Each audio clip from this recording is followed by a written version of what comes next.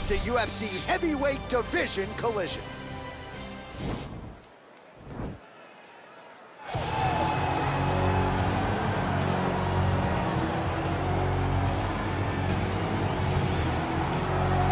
All right, so here he is, one of the better offensive takedown guys we have in the UFC, DC. And if anyone is well-equipped to speak to this, it is you.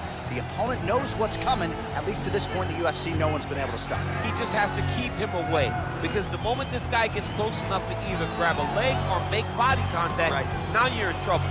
He has a knowledge and an understanding of position from a lifetime of just all grappling, judo, wrestling, sambo. He does it all, and he has just so many ways to get you to the floor.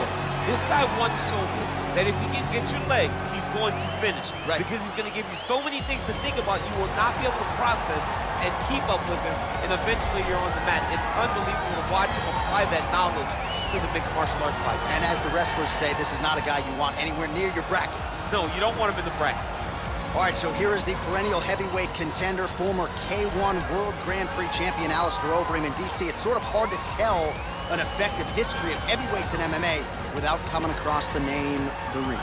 Yes, because he's been a champion in every organization he's ever fought. As you said, K1, Dream champion, Strikeforce champion, has not held the UFC title, but has competed for it before in his career and will be looking to earn another chance at the championship. High-level striker. But the one thing that is overlooked when you think of Alister Overeem is that great guillotine choke that he has, that he's finished a number of opponents with. Our tale of the tape for this heavyweight fight. Overeem is 3 years his senior. The rest is nearly identical. All right, here is Bruce Buffer.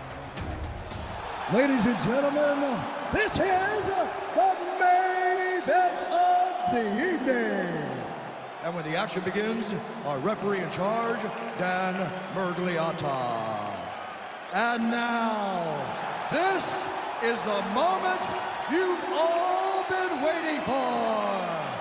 Live from the sold-out Madison Square Garden Arena in New York City, it's time! 5 rounds in the UFC heavyweight division. Introducing first, fighting out of the blue corner. This man is a wrestler holding a professional record of 5 wins, 3 losses. He stands 6 feet 3 inches tall, weighing in at 265 pounds. Fighting out of Regina, Saskatchewan, Canada.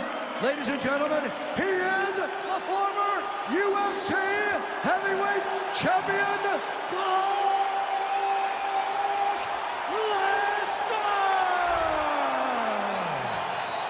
And now introducing his opponent, fighting out of the red corner.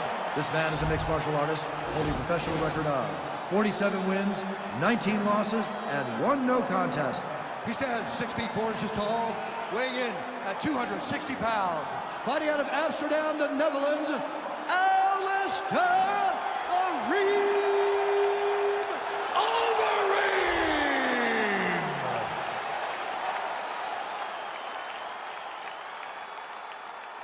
All right, commit to the rules in the locker room. I want you to obey my commands at all times, protect yourself at all times. I want a nice, clean, safe fight. Touch gloves, back your corners, come out fighting. They touch him up, and we are underway. You ready? You ready?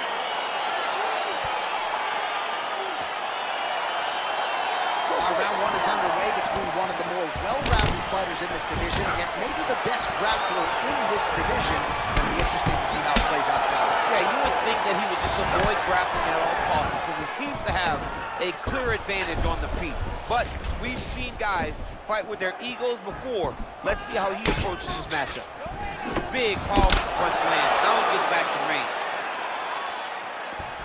Well, perhaps a sign of things to come as he lands a kick there. Nice kick landed by this gentleman.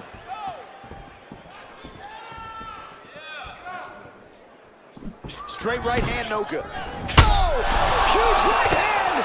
He's in trouble. He's hurt bad.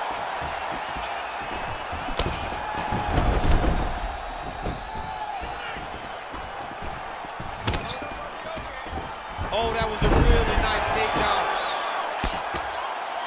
All right, well, both both fighters pretty comfortable on the ground, DC, but you got to be very careful hanging out here for too long if you're his opponent. All right, half guard now. Not a fighter you want in half guard against you. For the bottom fighter, what does he need to do?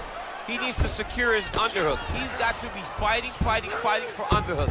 One of the most key things you can do as a bottom fighter stuck in half guard is try to frame. You frame and push your opponent away from you. By pushing him away from you, he will then want to come back into you. Right. It's like when I push you back, you gotta watch him attack his submissions. He throws the legs up to try to get a triangle choke here. He needs to push the arm to the side, get his head against the mat. Now watch as he goes to the finish. Watch it. Oh, he might have got him with a choke.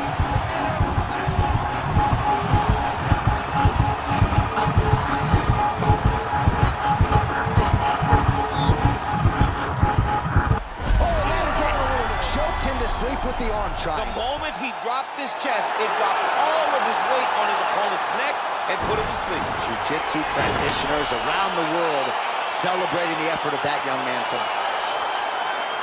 Forward! Oh my goodness! Yeah, that's high-level jiu-jitsu there, and I know going into this fight, he felt like he was going to have to be near perfect with his grappling and his transitions to force a tap, and he did one better here tonight. He forced the nap, so great technique to get the finish, and ultimately he is your winner by way of submission. All right, let's take a look back at the replay as he gets it done by submission tonight, champ. He was able to get the fight to the ground exactly where he wanted it. Eventually, his opponent gave him an opportunity to get a submission.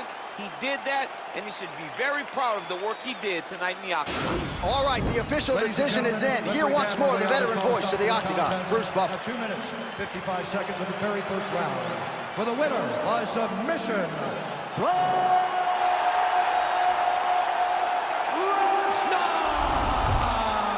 Well, the celebration is on in his corner, and hard to blame these guys, sort of waiting to exhale, get a huge win tonight, and not just the win, but they get it by submission.